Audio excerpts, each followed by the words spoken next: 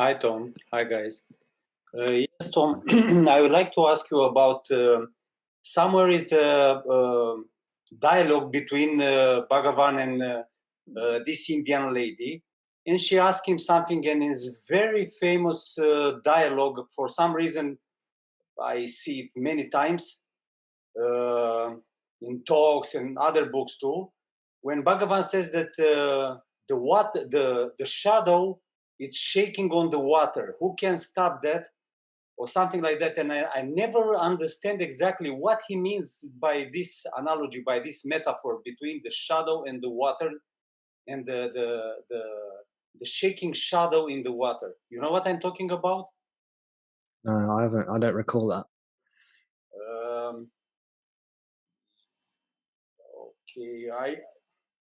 Okay. Maybe later I will find and I'll read you maybe. Yeah, if you read it, then yeah, find it, read it, and then.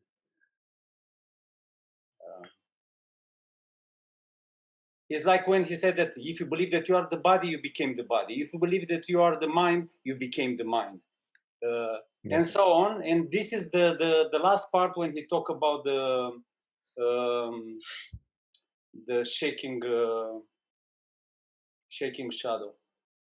Anyway, okay, so it's better if you go to other person and I will find it. And Let me try and find it. Is it from talks?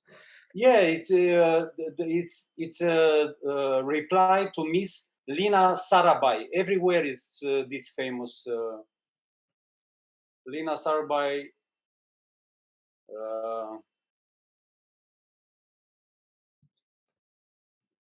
How do you spell the name? Lina, it's LEENA SARABHAI. Talk 146. Let's have a look. This is from talks from Bhagavan. Talks from Sri Ramana Maharshi, rather. Okay, I found it, but it's better if you read it because with my broken English, I don't want to disturb people too much. Okay. So you want me to read or? Yeah. Why don't actually let me quickly skim read it in my head, and then we'll see.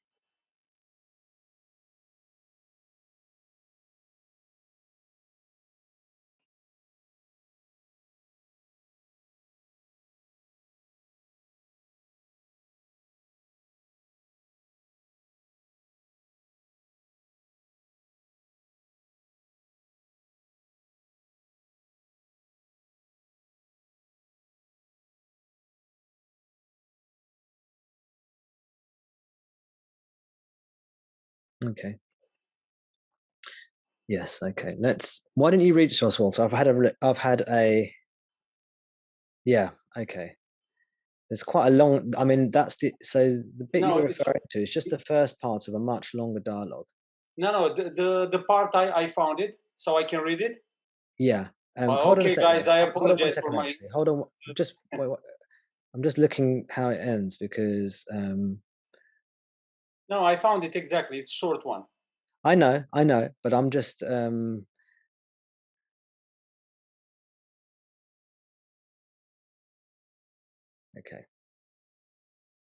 Go for it, Walter.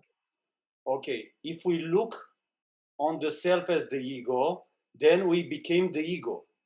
If as the mind, we became the mind. If as the body, we became the body. It is the thought which builds up sheets in so many ways. The shadow on the water is found to be shaking. Can anyone stop shaking on the shadow? This is actually my question. Yeah, then carry on. Because he explains the meaning in the next few. If it should cease to shake, you would not. You would not notice the water, but the only light. Similarly to take no notice of the ego and its activities, but see only the light behind.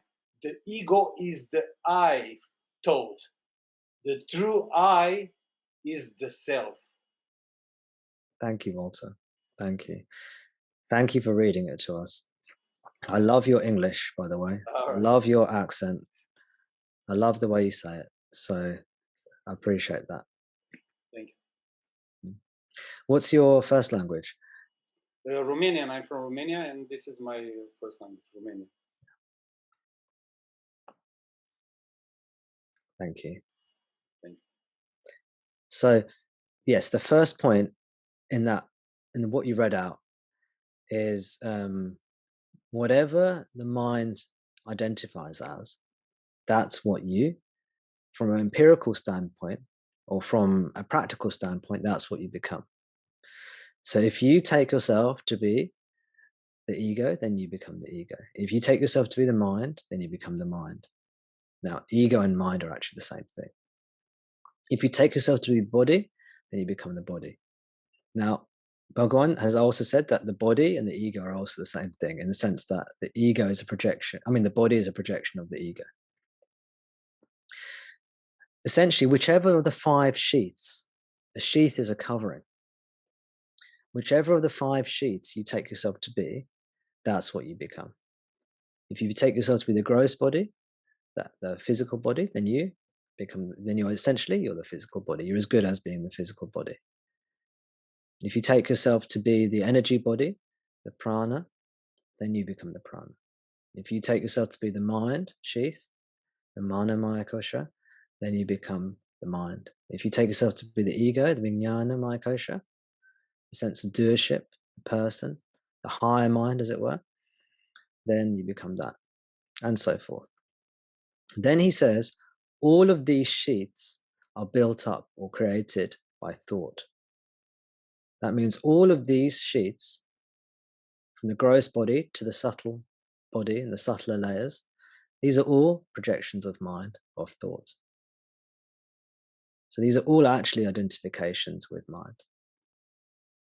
And then on the same paragraph, he then starts talking about the water and the shimmering, which is your question. Now I think you could put that as a new paragraph, because even though it follows on, it's a separate point now he's making.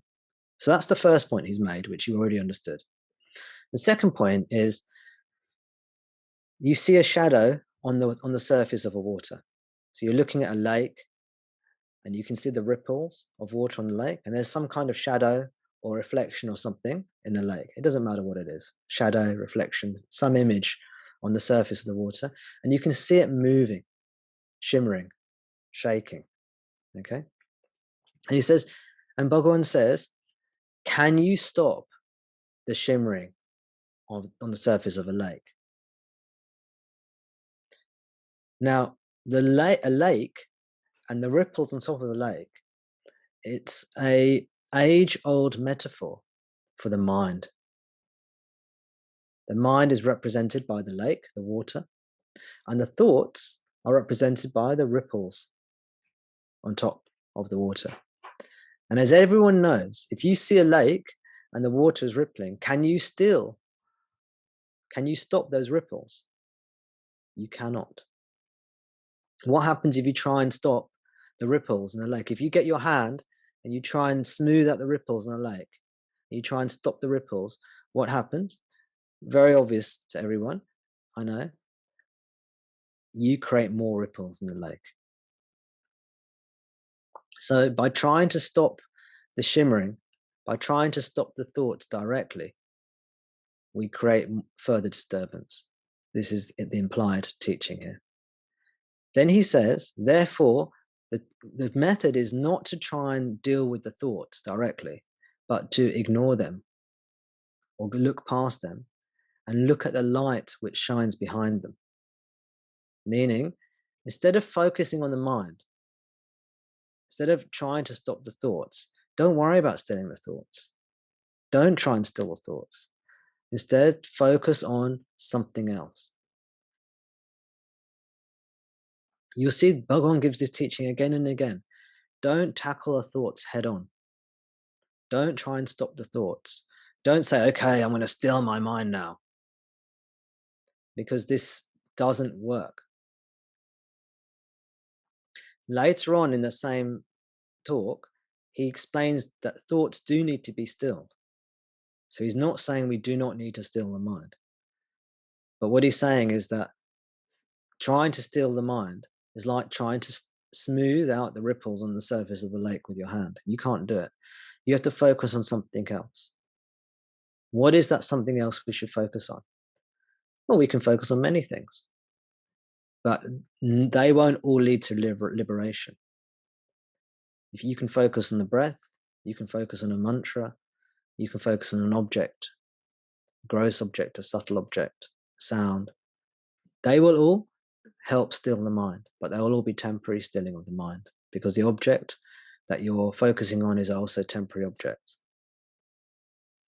He suggests to focus on the light that shines behind.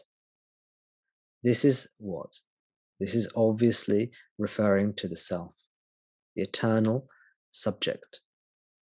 And through focusing onto the self, not onto the I am, onto the true I, which is not an object, then we merge into that, we dissolve into that. And in doing so, as a side effect or a byproduct of that, the thoughts will end.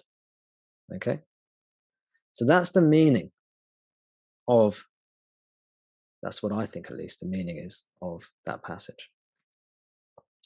Now, what's a bit confusing is that if you ask me, well, what is this shadow on the surface that's shimmering or shaking? I don't know exactly what the shadow he's referring to is. If he's saying, what he does say is that if you ignore the, what does it, let me get the passage on myself so I don't misquote.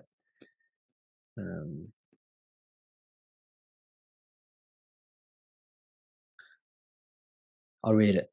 The shadow on the water is found to be shaking. Now, it's not explained clearly what that means. I'm taking it to be the ripples on the surface of a lake. Okay. So remember, this was what's happened in talks with Bhagavan. The person who's writing is not Bhagavan. It's somebody else recording the talks. The talks were given in Tamil, which is the native language that Bhagavan spoke in. But this was recorded in English. So this was originally recorded in English. This text, Talks with Sri Ramana Maharshi, was recorded in English. So the person noting it down is translating it in his mind as best he can. The shadow on the water is found to be shaking. I think he's talking about the shimmering of the ripples on top of the water. Can anybody stop the shaking of the shadow? Then Bhagavan says, if it should cease to shake, you would not notice the water, but only the light. So what he's saying is that when the thoughts stop, when the objective phenomena cease, then you don't notice the objects anymore. You don't notice the mind anymore. The mind is now the self.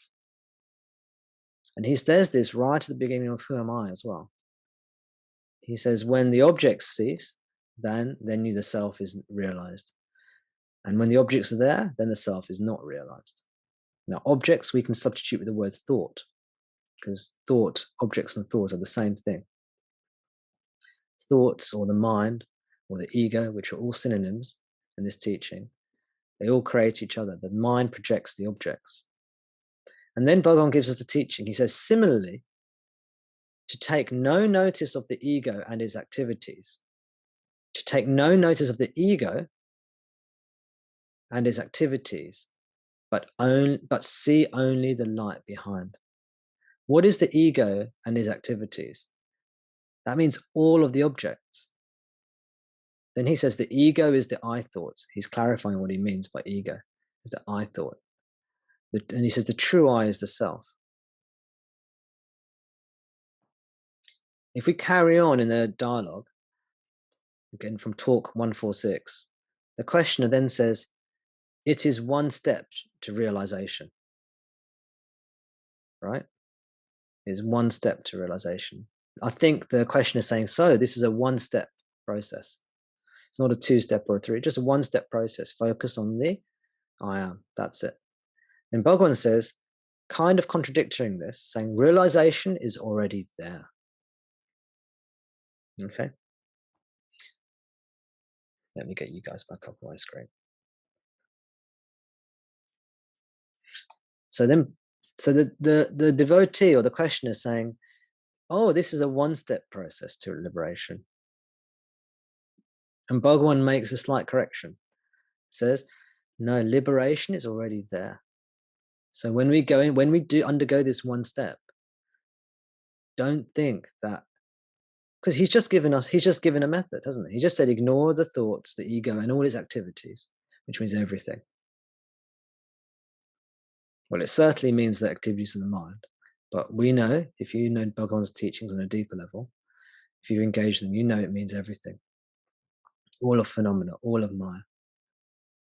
And then he says, ignore that and focus on the light behind, which is the self. And he explains that means the self. So the true I is the self.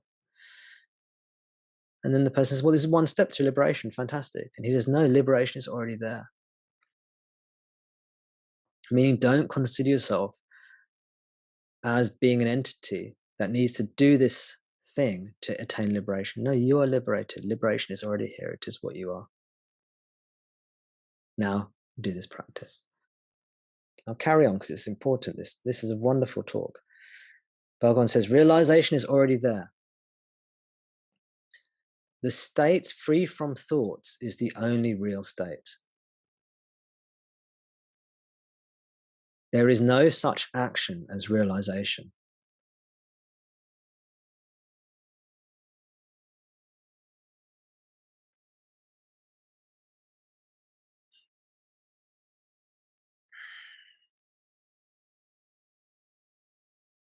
It's a lengthy dialogue thereafter.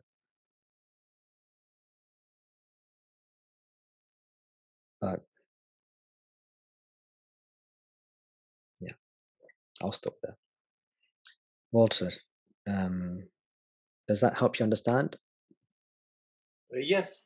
I still didn't understand exactly in this paradigm what exactly means the shadow, but as you said, this can be ripples. How you call it, the thoughts or something like that. Yeah, I agree. I'm not sure exactly what the metaphor exactly is referring to, because it says if you ignore the shadow, then you see only the light. So that doesn't sound, Yeah, it doesn't quite make sense. Yeah, because I'm trying to understand the water, the shaking, the shadow, the light. What is this scenario? So that it might be that it wasn't recorded accurately, or it might be that I just don't understand the metaphor correctly. But irrespective of the exact metaphor, the teaching clearly is, I would say, anyway, to me at least, the teaching clearly is ignore the phenomenal reality and abide as the self, attend to the self. Yes. How do I attain a liberation? There is no attaining of liberation. You're already liberated. There is only liberation. There is only realization. There's not even one step to liberation. It's not a one-step process. It's a zero-step non-process, because you can't say if you can't call it a process if it has 0 steps. The process must at least have 1 step. So it's a 0-step process, which is kind of a non-process. But if we attend to the world, to the phenomenal objects, we get caught up, and we don't experience the fullness, the bliss that we are. We don't realize what we are, even though we are that already. So I hope that's helped at least understand the meaning of the teaching. Maybe you understood that already. I don't know. Yeah. But thank you very much, Tom, for helping. Thank you. You're very welcome. So this is, Talks with Sri Ramana Maharshi is a wonderful text. Wonderful text, but there are problems with it. And it's these kinds of problems. And you can imagine, like, even at a meeting like this, if each and every one of you noted down the talks, then everyone will write down a slightly different version of the talk. And then if these are the only scraps we have, and then we start to read into every single word, you see, then you can get problems arising, And of course, the person recording the talk can only record the talks down as much as the ego has insight into the teachings.